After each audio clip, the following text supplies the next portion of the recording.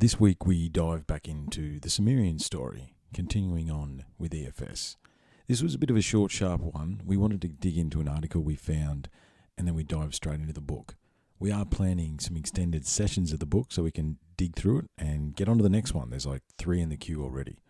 Really appreciate everyone tuning in and giving us some time. To the new listeners, welcome. To the old listeners, thank you. We're really enjoying doing the book and we'll continue in this rabbit hole. Try and get it punched out before the new year.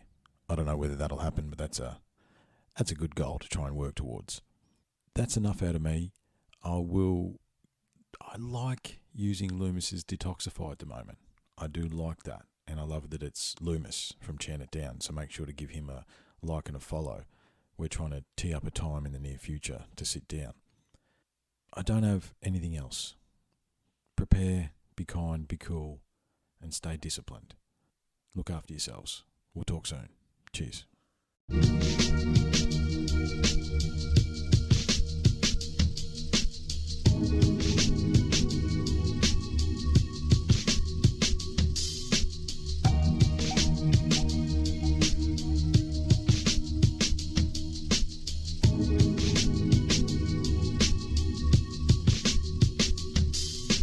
There's a poison in the structure. People suffer, people suffocate. We're suffocated daily, making our bubble. Subtle is the cuddle of the snake that squeezes. Hate to see this matrix seizes. Maybe we just need to pull the plug. Drain the system, poison out of body. You've been probably overdosing most of your life and never noticed. Overloaded, rub the cups and come and toast. And no one's open, no emotion, nothing goes in this dimension here. We work all day and it's always a thinking crystal clear. Everything we do revolves around the dollar count. It's all around us, all around. We're falling down and knocks you out. Get off the couch, it's all think out. The type of flame will cost you cancer, jobs and houses all around. Got your spouses, got your house, you call the council. Got no answers, evolving out in small amounts. It's all we have, it's all planned out for our defeat. Water down the modern man and bottle up. So we have no intuition of a vision that it's all corrupt. I know we made our vision get foggy, always been forgotten. We're sick of our thoughts and living in boxes. Now let's go find all of those outreaches, forgotten the beaches to walk on the treetops to waterfall pieces of part of us. Go find out what's been making you tick, but didn't face it with criticism. Awaken your inner visions. Slow right down, you better leave your belongings. You'll start receiving your callings and be unleashing from bondages.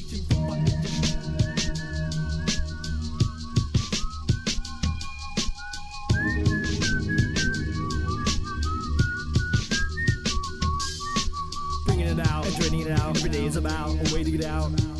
Find a solution, life illusion, portrayed every day in our face. We do what they say, they use us away. Pollution and take, inducing our brains. We choose to escape, to do what they make, You wear it on your face, I can see the burden on your shoulders heavy. And it's getting unrelenting, you're fouling from how hard the world strains you. When stress is depresses, confess. It's just a system that's a hope that puts you in scenarios you never chose. It's not your fault that every known element in your life is in control. Everything but not your soul. So this can be some therapy, some psychedelic clarity. Don't fight between polarities, go where it will not go. Slide between the barricades, it's nice to be aware of things. It's kinda like some kerosene, lighten up the world. It's a poisonous system, you didn't invent this prison. So who'd you be when it's all out? Everything you think needs to go now. Defeat the people that hold down you from beating you, blow out your brain cloud. Become new and escape now, take Route 86, escape now. Gotta lay down everything you learned, everything you know, everything they ever told you. Drain the poison from your soul, bringing it out and draining it out. Every day is about a way to get out. Our minds are polluted, find a solution, life illusion. Portrayed every day in our face, we do what they say. The uses away, pollution and take, inducing our brains. We choose to escape, do what they make, do what they make.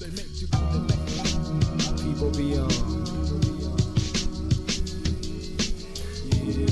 People beyond. Waking up to the people we need to be. 2004. Beat by Cumulus.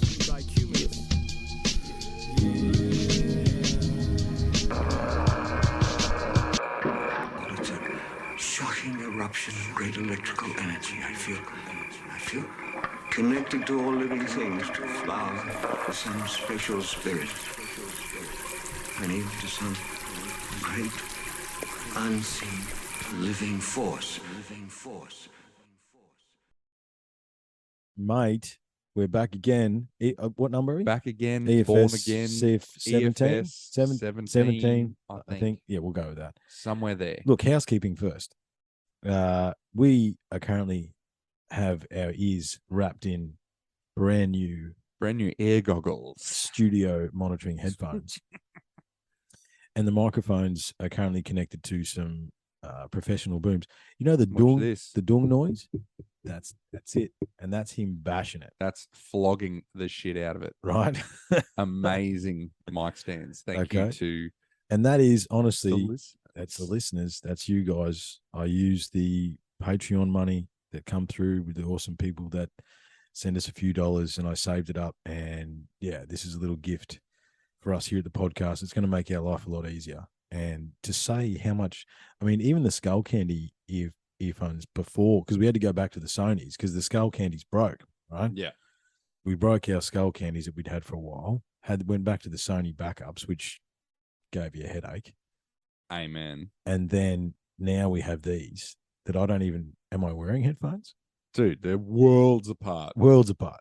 Yeah. We just literally went, where did we go? We went Rolling Stones, Guns N' Roses, Def Leppard, Nickelback, Offspring. You heard it here, people. Right. Nickelback. Yeah. It was amazing. Well, it's Animals. Nickelback was the best out of the whole lot. Animals. Nickelback Animals is a wicked song. However, yeah, we rocked out and we thought we better start because it's getting late. So thank you to all the awesome listeners around the globe. Thank you for allowing us to do this. Oh, I did go and just continuing housekeeping. I think we need to make a blanket apology and actually an extra thank you. What have we done? Well, no, just to the listeners that stuck with us from the start, because I went back and reviewed an episode. Ah, yes. And look, we swear a little bit now, but that I don't even understand. Like, anyway, Didn't even understand like the premise of yes, the episode. that's right. There was so much fucks. That's right. And those that have stuck with us, right, to episode 190, whatever it is now, thank you, because Well done. well done. And we unreservedly apologize. I don't know what that says about you. That's Like, right. you Yeah. guys, like, Well, yeah. holy What are you still doing here? But we appreciate it, and to think that we're approaching episode 200, and got another nice upgrade. And this is just creature comfort stuff that makes this it's going to make it better. All right. What I'll do, because we've got mic covers coming, we're going to redo another. We've got a piece of wood out there. We're going to make a proper table out of it and mount the proper stands on the proper table. So once we do that little project, I'll be sure to post some stuff to all the socials. Thank you again. We got 2 perfect size offcuts today. I finished off the deck. I saw that. Just speaking of housekeeping, we've been putting a deck together the last few days, haven't we? Last week or so. I'll give you a hand. So I drilled off like the last. I heard it. Planks. I fixed that one we broke. Yeah. The other day, that And that last one we drilled. We only broke one. I mean, Dude, seriously. out of what did we say? Like, God, how many pieces of timber did we I throw down? can't remember. I think it was like 250. Yeah. It's 8 hours or something. We did 3/4 of the deck. I split one bit, and I split one bit. And it was the last row, last thing, one bit and I stepped on one bit of timber. So I actually used that one to replace the one we split. oh, did you trim it up I and cut where it snapped, where you stood on it, was about an inch shy of being perfect? Well, an inch over. Like I had to only trim an inch off it. Right. It was mint. Yeah. And I just cut it and slotted it into And spots. just And now the redrew whole deck's beautiful. Oh wow. And when I cut the offcuts On off the end, today, yeah. there's 2 long offcuts that are about 700 long. That That's will exactly be what we perfect. need. It's exactly that what we new need table. for the new mic table.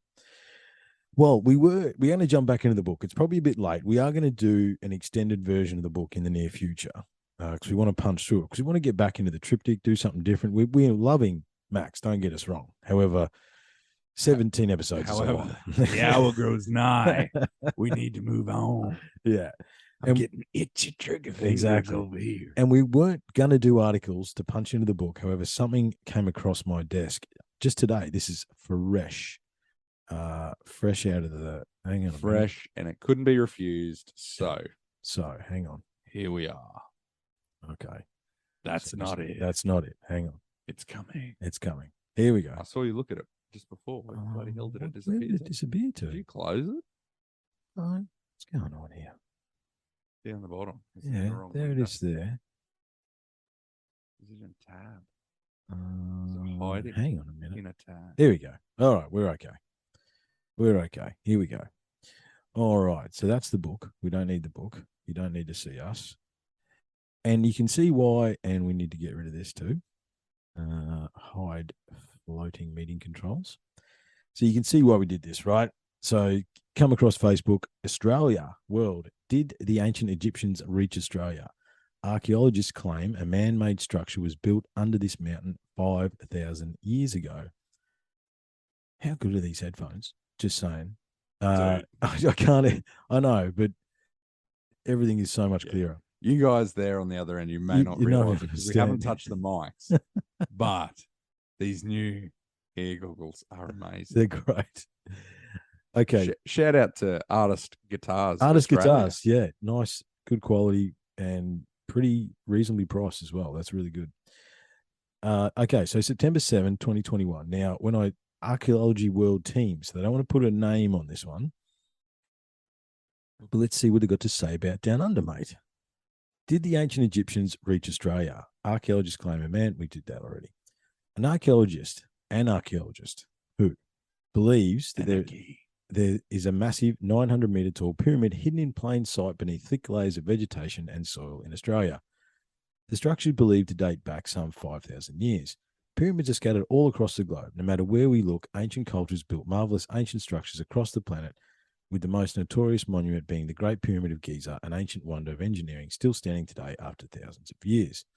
Now a group of amateur archaeologists from Australia claims that before Australia was visited by the Europeans, in fact thousands of years before that, I might add, the ancient Egyptians visited the mainland of Australia and even built pyramids there. And this is a lie, this picture. That is not the Gympie Pyramid at all. It never has been. Okay? That's not true, that picture. In fact, I think the three main pictures that are said to be the Gympie Pyramid are not. Yeah. Okay. We have debunked that. Look in the back catalogue. Yeah. Having been there. Yeah. And as outrageous as this may sound to many, according to the group of researchers, more than 5,000 years after ancient Egyptians made their way to Australia, it is believed that a pyramid built under a mountain in North Queensland has been discovered. And we've seen that. It does look like a pyramid. According to a set of hieroglyphs found in Gosford, there are two pyramids in Australia, one at Gympie, pictured here, which has been demolished, which it hasn't, and another one which still stands today. The group claims how Walsh's pyramid, located some 30 minutes west of the popular Australian coastal city, stands a staggering 922 metres in height. The pyramid is said to be the final resting place of Egyptian royal Lord Nefertiru, according to the group, and exactly where most people see only a massive pyramid-shaped hill is where the vivid group of archaeologists sees more than that initially meets the eye. Okay, yeah. Yeah, let's just keep going. But hang on. Yeah. Like, no, but like I stumbled across, yes, what you're going to say. And I recently like stumbled across like photos of before and after of the pyramids, like basically like being excavated. Yeah. In terms of like the Great Pyramid, what the Giza Plateau looked like prior and then after, and the same thing with like in like South America with the jungle growing over things. Absolutely. Like in Machu the 1800s and then they were excavated. Yeah. And that just makes me think, I'm like, you know what? I'm going along for the ride on this one. Mm-hmm. Like, well, look, dig it down, boys. Yeah. The problem we have here in Australia is it's all private property, right? And I think that's the same issue here. There's some stuff at Mount Warning in New South Wales. It's very interesting looking. I tell you what, and you know where I'm talking about. On the way to Toowoomba, but the back way, there is a hill heading out that way. Yeah. And you know the one if you saw it. You've been driven past it. It looks like a pyramid. It looks like a small pyramid, and it is perfectly triangular. Yep. Like, I've looked at that one and gone, maybe we need to run a LiDAR. You know, we need to get that drone with a LiDAR, and then we just zip over that hill and come back again. Yep. I wouldn't be surprised if there's pyramids here, man. I don't. Of course not. Nothing at this stage will surprise me. No. One of my favorite ones at the moment is a portal would open up in the kitchen, and I just say, oh, well, that's just another fucking thing I've got to deal with. You know, maybe I'd stick my head through, see if it's better on the other side. As long as it's not yellow. Yeah, that's right. That fucking beast thing doesn't climb out. All right. Yeah, as long as it's not. The pyramid is said to be the. Oh no, where are we? Where are you? Evidence of their claims is supported by the curious Gosford glyphs, a set of strange carvings that, according to many researchers, are Egyptian in nature. See Egypt, Knowledge of Egypt 1 and 2 in the back catalogue with Muhammad Ibrahim. He will tell us a bit more about that. They're good episodes to have a look at. Located in the vicinity of Sydney, the intricate carvings are believed to be thousands of years old, were allegedly carved by ancient Egyptian sailors when they discovered the Australian continent some 5,000 years ago. That's not true. This is interesting. These are these curious. All right. Hieroglyphs often referred to as the Carryong hieroglyphs due to the fact they are located in the Brisbane Water National Park, Carryong, and also called the Gosford glyphs due to the nearby community of Gosford can be seen in New South Wales. But countless controversies surround the alleged hieroglyphs. Numerous archaeologists have made it clear that the Gosford glyphs are nothing more than a modern forgery. Not true. And how it's impossible that the ancient Egyptians made their way to Australia and carved a curious set of symbols in the side of a massive rock, let alone build pyramids.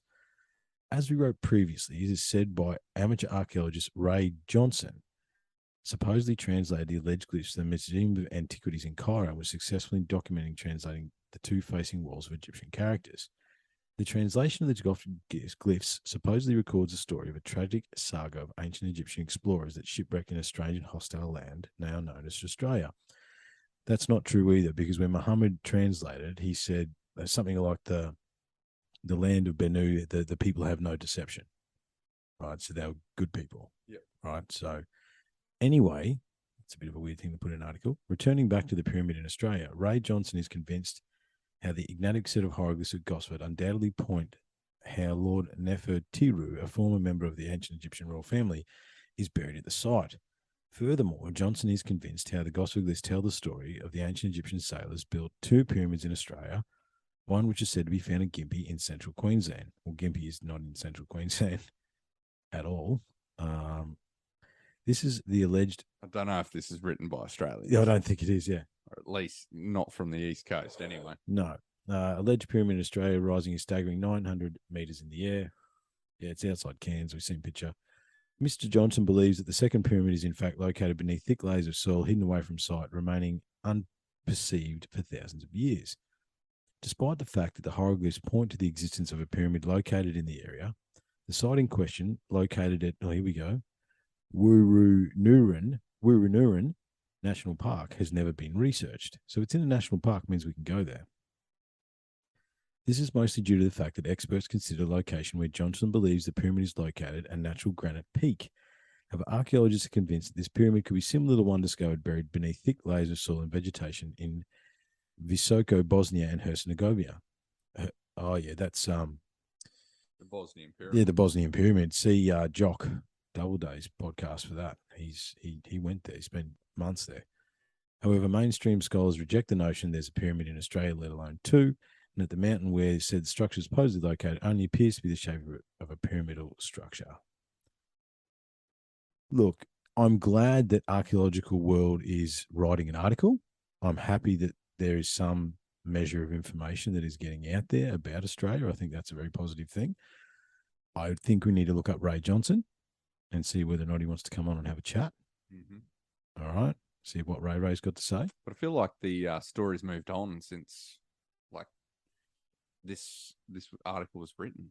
You know This was September 2021. Yeah. And yeah, they sort of didn't. They should have done a bit more research. Yeah, there's a lot of that stories stuff moved down the line. Like, yeah, there's more.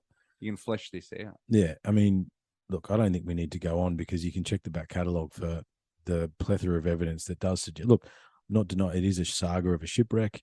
There is said to be buried royals. Mount Warning's very interesting. I mean, it leaves out Stonehenge. That's not even a picture of the Gympie Pyramid. Like, how about we move on? Yeah, let's move on, mate. Okay. Let's delve. Earth.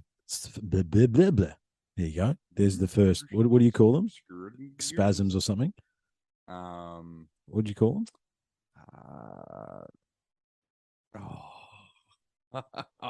You called them something. I called them something, and it's just escaped me right It's now. all right. After the bring deluge, it up in the next one. I'll do a little bit, mate, and then I'll hand it over. Lovely, mate. Okay, so remember, we're back with the Anunnaki. This is where we are. Very interesting. I'm keen to see where this goes. Okay. We're back with the Anunnaki. Soon after the floodwaters subsided, the Anunnaki returned to Earth. When Enlil found that there were humans who had survived the deluge and he learned of his brother Enki's deception, he was furious and wanted to kill the survivors on the spot. But his brother and sister begged him to see reason. They pleaded with Enlil, saying that the race of man had many admirable qualities and should be given a chance to prove its worth, and that soon he too would grow to love them. Finally, after Enki had related to his brother the divine vision that had caused him to conceive the plan for mankind's salvation, Enlil agreed to spare the survivors and allow them to live with his blessing. Enlil himself granted man the use of seeds and farming implements, while Enki taught Zizdura and his sons the domestication of animals. Thus, for many years, mankind lived and prospered in peace with the Anunnaki. And so that is saying, like, that's after 11,600 years ago, agriculture, all that stuff just manifests, right, straight away. Though a great destruction had been wrought upon the earth, a wonder had also been revealed. When the waters had subsided, Enki surveyed the earth in his whirlwind, described in the text as a black sky bird. Can we just pause for a moment? Sure. Black Sky Bird. Mm-hmm. What a band name. Black sky bird. Yeah. Black Sky Bird. Yeah. Like, yeah, you need to have the little thing in the middle there. Black sky bird. or Black Sky Bird. But that's Black Sky Bird. Yeah. But are you not picking up what he's saying? Black sky bird. It's a UAP, man. He's flying dude, around I the know planet. exactly what he's saying.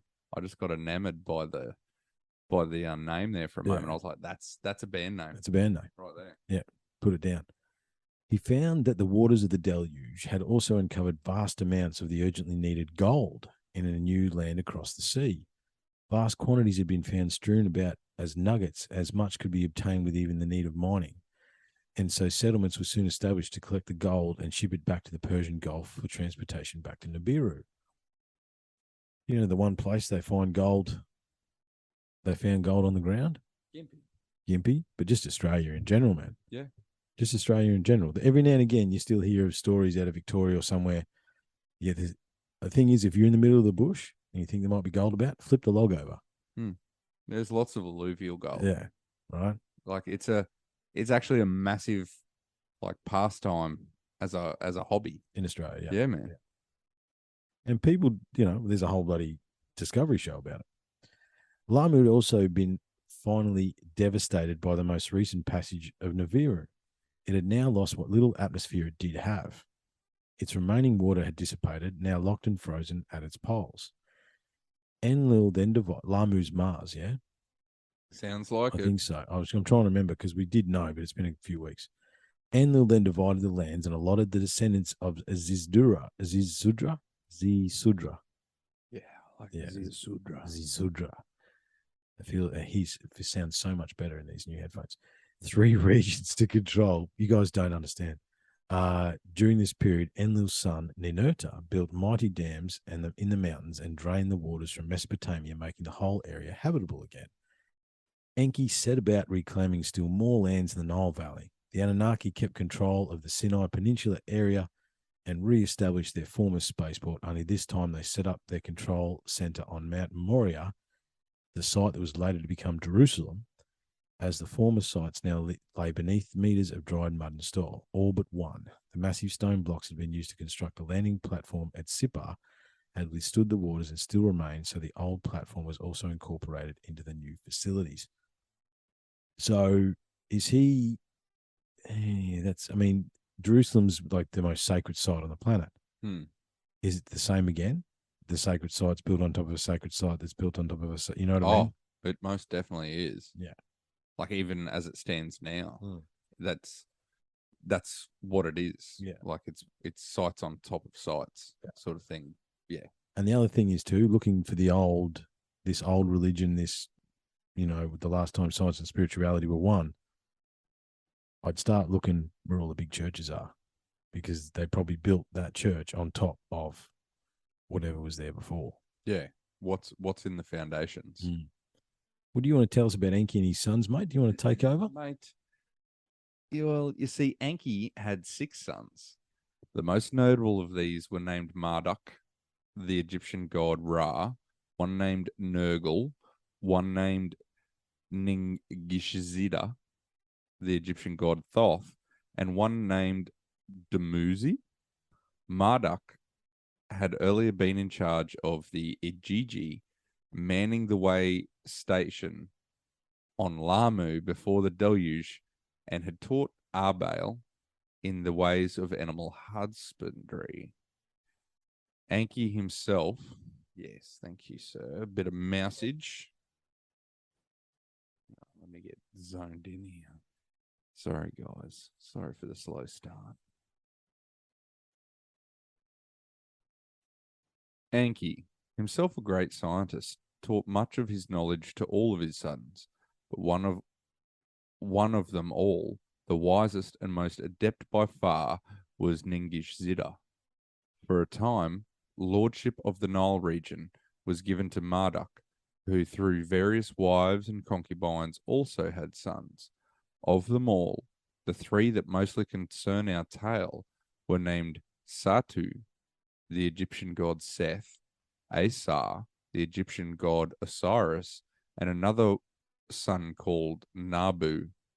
While still retaining lordship, Marduk then divided control of the Egyptian territories between his sons Satu and Asar.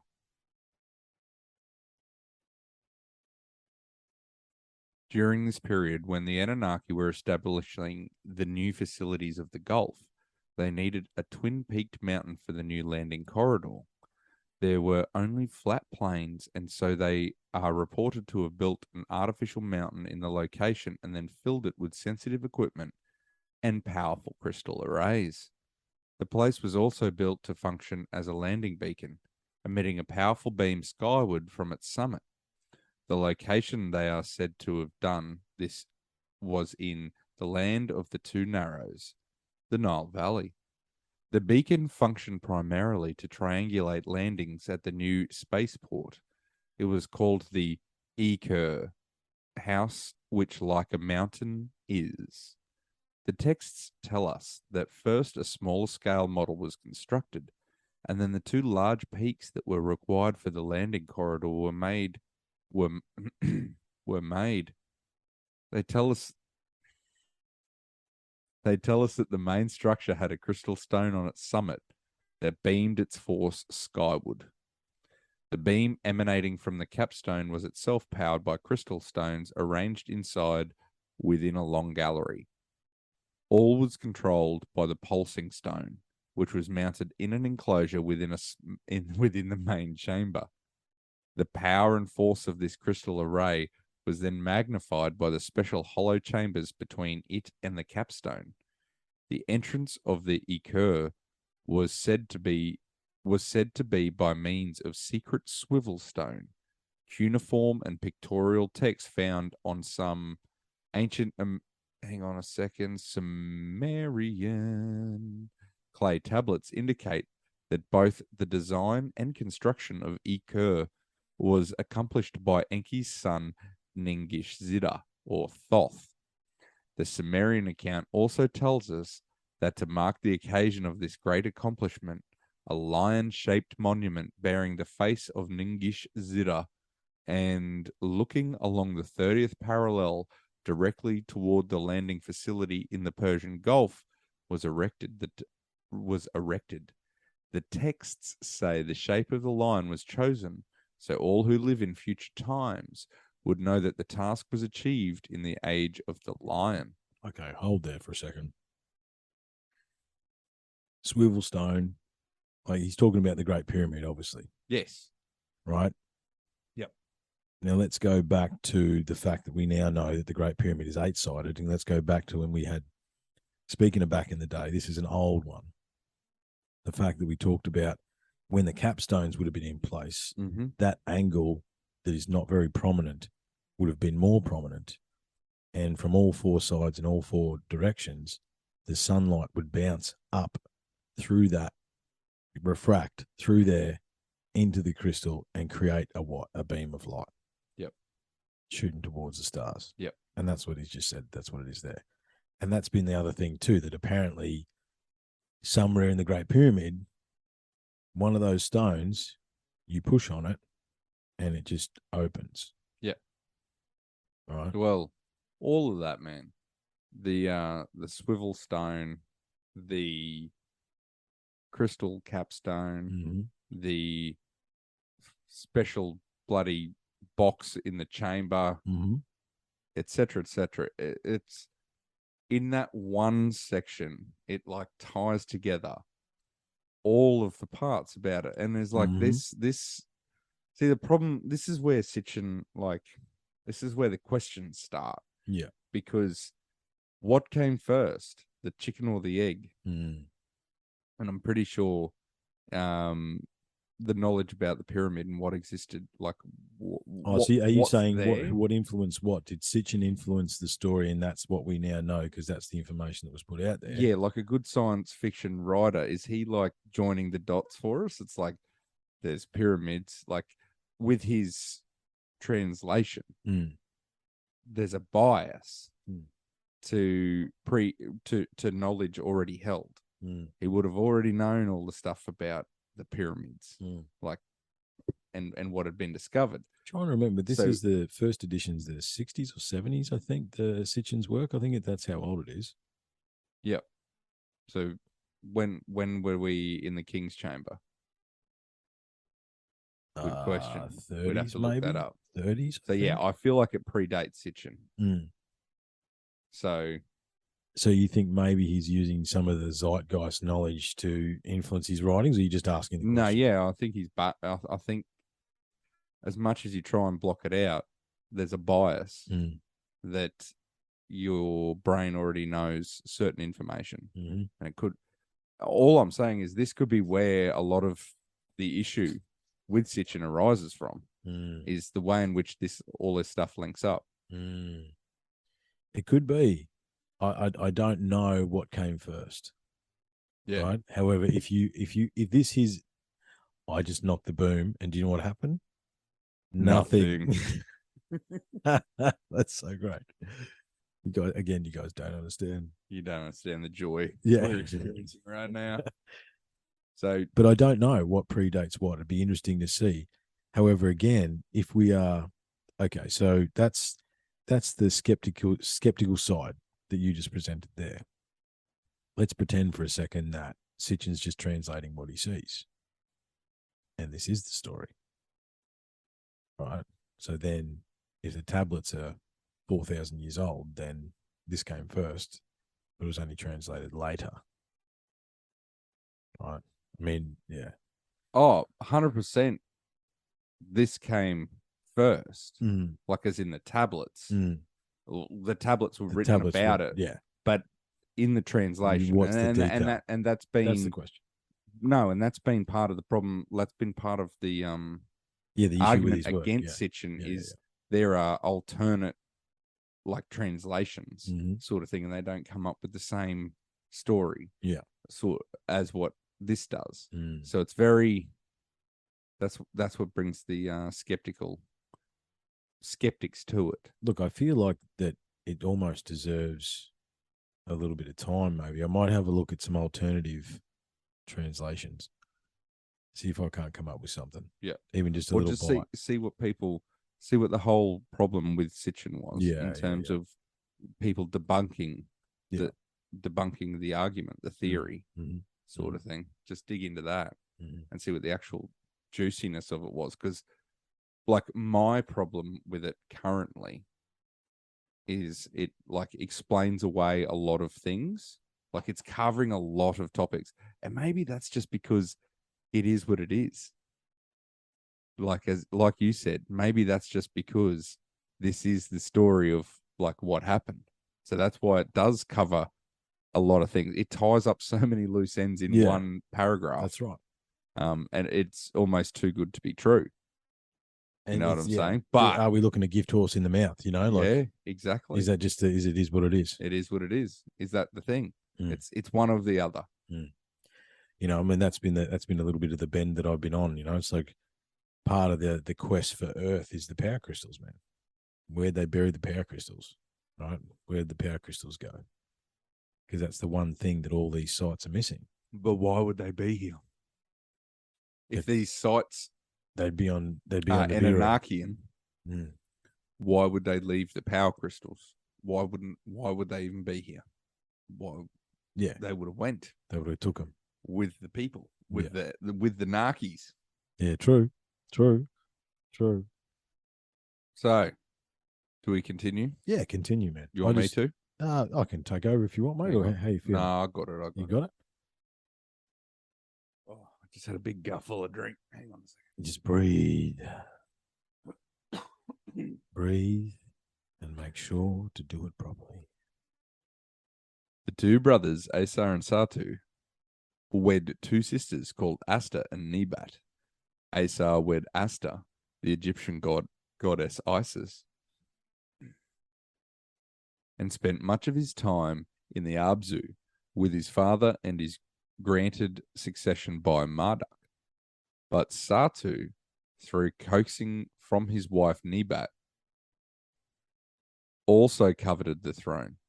He killed his brother Asa, cut off his phallus Again. and cast him into the waters in a coffin. Satu then assumed rule of all Egypt. I'm surprised it wasn't some oil wrestling, mate. Remember that? Yeah, Everyone was oil wrestling and cutting phalluses off. That's it. It's a thing, man. Back in these days, it's all about cutting cocks.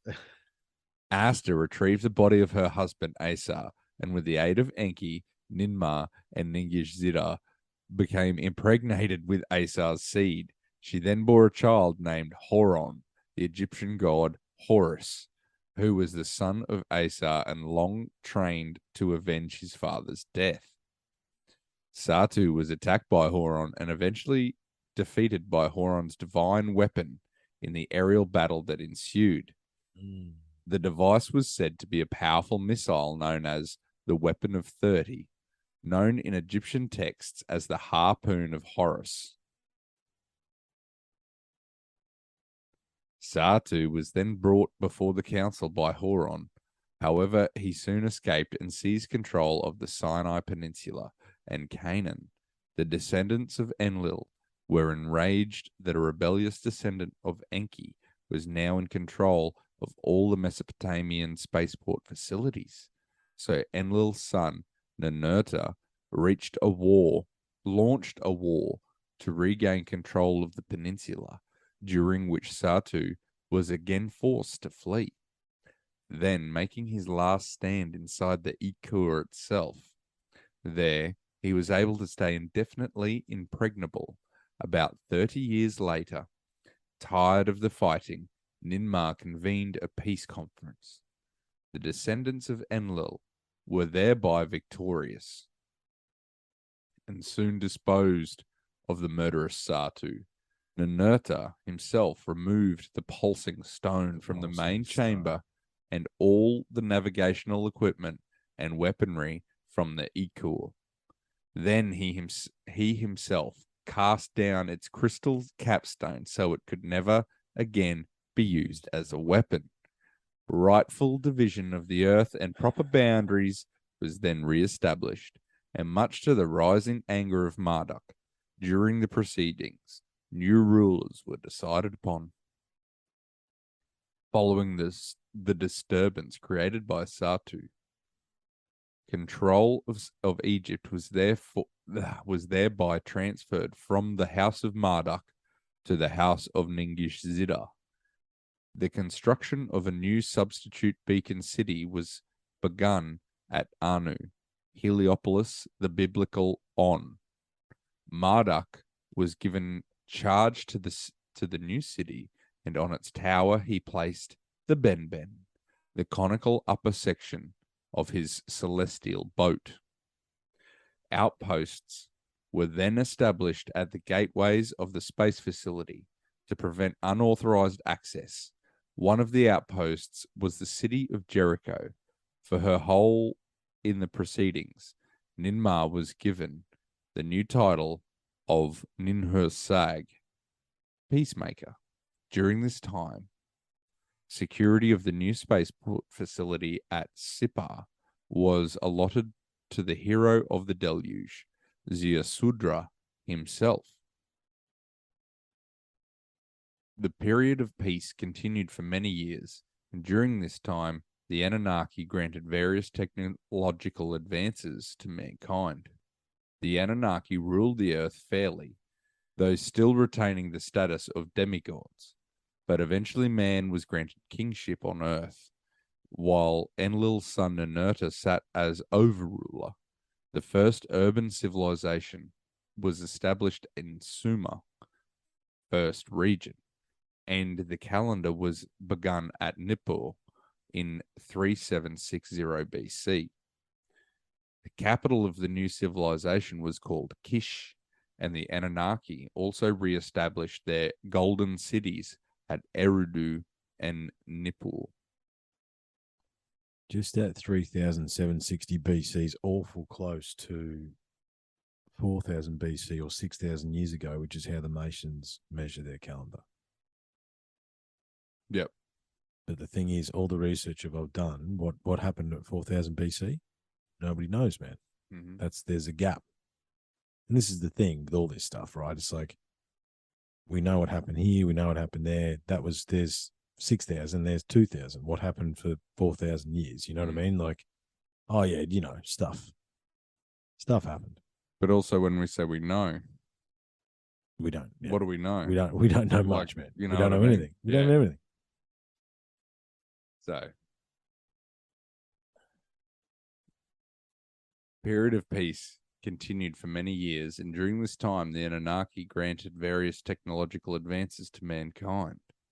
The Anunnaki ruled the earth fairly, but still hang on a minute. Then about 100 years. Man, I was way down here. Then about 100 years later, the great Anu arrived back on earth for a celebratory pageant, and a new temple was built in his honor at Uruk, also known as Erech.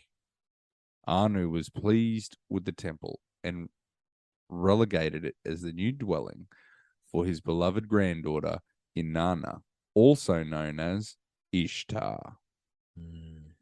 As joyous as this occasion was, we are informed here by the text that it was disturbing to Anu at just how much the short sun cycles of the earth had been affecting the Anunnaki, who had remained on earth for extended periods. He was especially upset by the appearance of his two sons and daughter, who had been here the longest of all. Now, despite their extended lifespans, the three had aged greatly and appeared much older than their father. Which is funny, like the fact that this comes up as well. Like it's known that like we age differently. Yeah, depending on in how different. far, yeah. No, but like just with people orbiting in space, like it affects their bodies differently. Yeah. To what it does here. So like that's completely. See, and this is part of the problem. Like it ticks too many boxes. Yeah, how do you it throw ticks that all the fucking boxes. How do you man. throw the details in there? Yeah, exactly. And is it just is what it is, man? Dude, is it? Is it? Is it just is what it is? Very well could be. On the night of the blood moon, we discovered it just is what it is. Yeah, amen. I thought you were reading something then, but No, it I wasn't. It was just everything was like happening right now. Yeah. That was IRL. That was off the top of your dome. Yeah. Now, despite their extended lifespans, the three had aged greatly and appeared much older than their father. Eventually, after Anu's departure, the position of overruler in Sumer was transferred to descendant of Enlil named Nenar, also known as Sin. The land in question is, in fact, still bears his name today. Yeah, Sinai. Sin's land is Sinai. Sinai, yeah. Marduk, however, had other ideas, and after rallying support among Ijiji and men, he declared himself to be the commander of a new gateway to the gods, and commenced the construction of a city and great tower at Babili to serve as a new spaceport at the site. The rebellion was soon squashed by the Enlilites, and the new spaceport was totally destroyed in the infamous Tower of Babel incident mentioned in the Bible. Stop ticking the boxes. Marduk, now confused. It's a great story. It's great. It's a great It's got story. everything in it. Now confused and further dejected, his planned coup quashed, then returned to Egypt, where he immediately deposed his brother Ningish-Zida and again seized control of Egypt. Ningish-Zida fled the battle in time, but due to a subsequent scheme by Marduk to discredit and also depose the rights of his younger brother Dumuzi, who happened to be the betrothed to Anu's favorite granddaughter Inanna, his younger brother was killed by accident. Fearful of the indirect hand he had played in the death of his younger brother Dumuzi, Yeah, Dumuzi, I'll do it. Marduk fled to hide in the now abandoned Eco, locking himself within its central chamber by lowering 3 key stones. He was tried for his crimes. He was tried for his crimes in his absence by a group assembled outside. Instead of death, the court imprisoned Marduk alive inside the Eco at Inanna's request, and by blocking stones, and great blocking stones were released within the structure, sealing it completely. However, Marduk's sentence was overturned, and he was rescued before he starved to death in a daring plan devised by Ningish-Zida that involved using the original building plans of the Eco and hacking and blasting a twisting way through the emergency shaft. Upon his release, Marduk again disappeared into exile and became known as Amen. The unseen god, Inanna, never forgave. Amen. The unseen God. Hmm. What do you say at the end of a prayer? Oh, 100%. Amen. Amen. The unseen Yeah. God. That's right. Stop it. Stop ticking boxes, man. Stop it. Inanna never forgave Marduk for his hand in Dumuzi's death, and it would ultimately prove to be a source of endless tensions and devastating ruin. The rule of Egypt was somewhat disorderly and chaotic for the next 350 years, until finally order was re-established with the installation of the first pharaoh in Memphis, and it was then that civilization came to the second region. At that time, the kingship in Sumer was transferred from Kish to Uruk, and Inanna was given control of this third region. It was about this time that the Indus Valley civilization also begun. Eventually, the line of kingship began to deteriorate.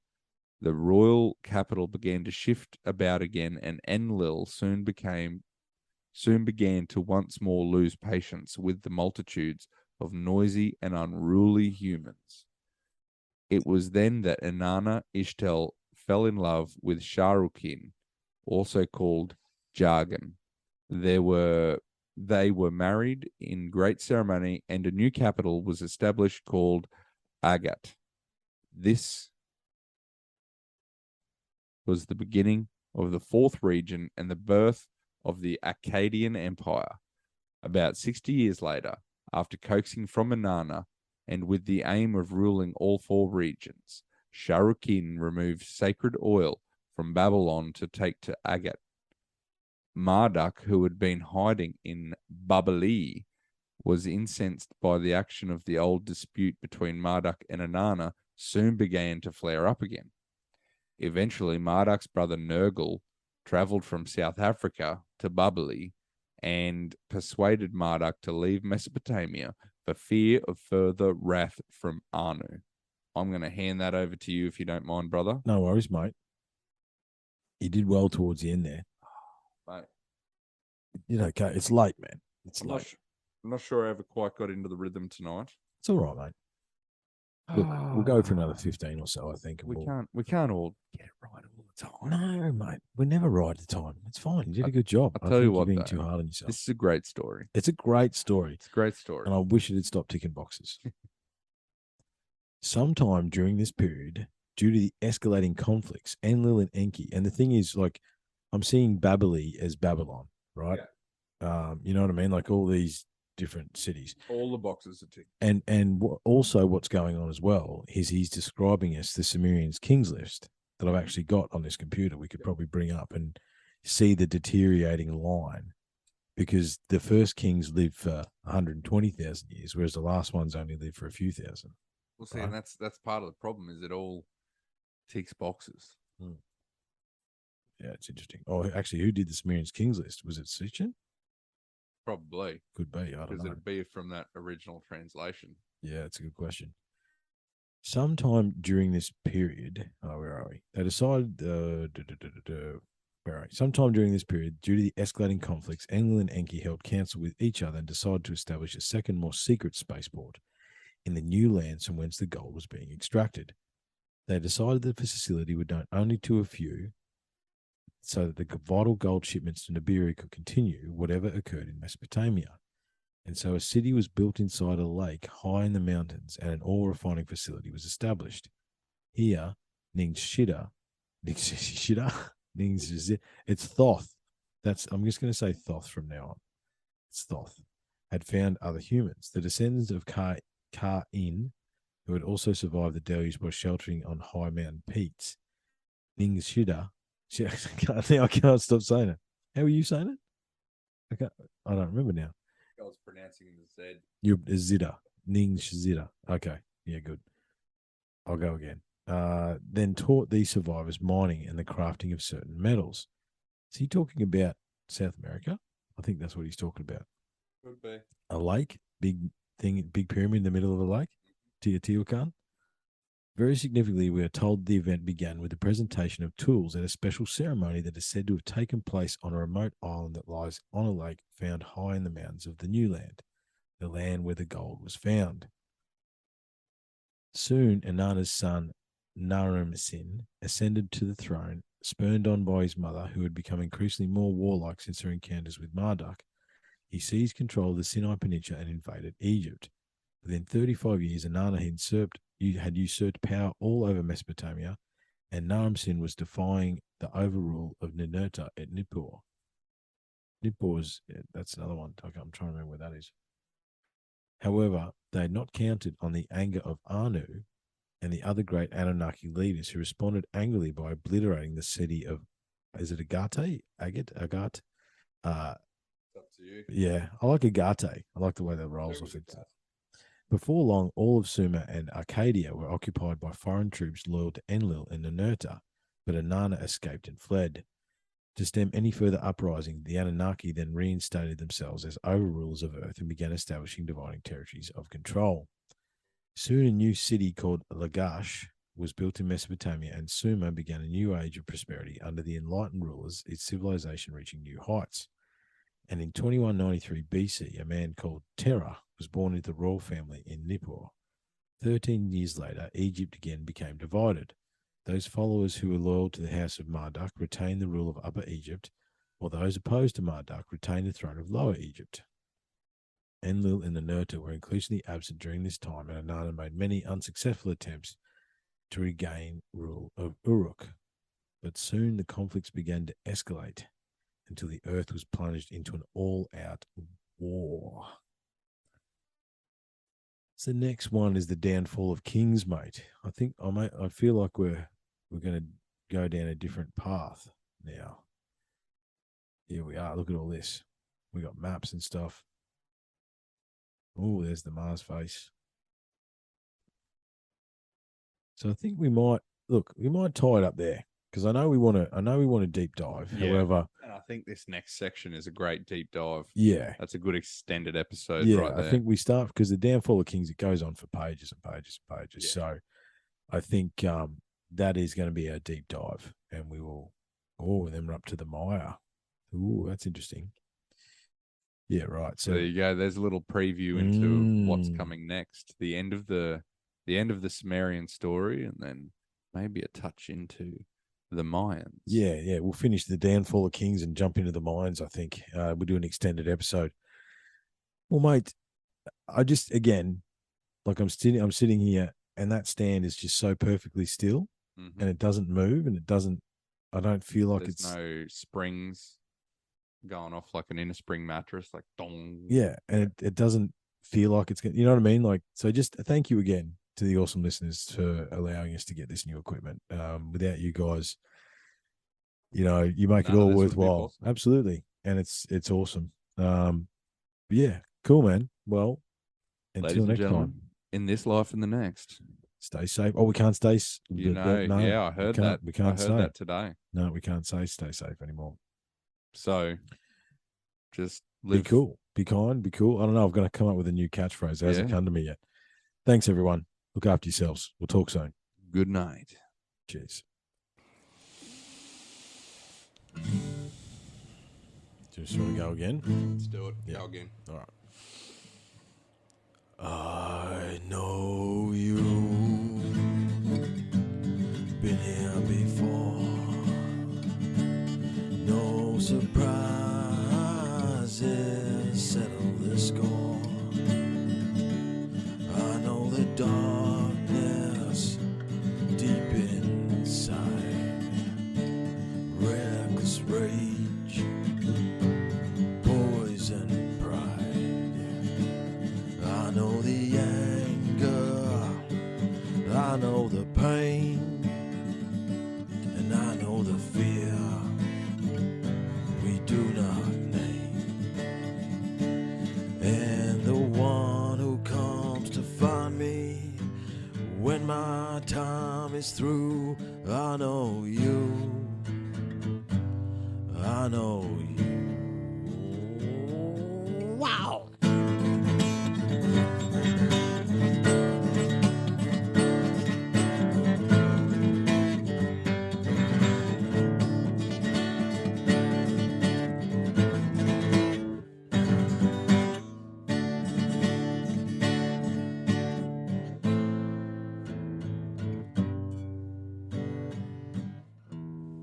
I know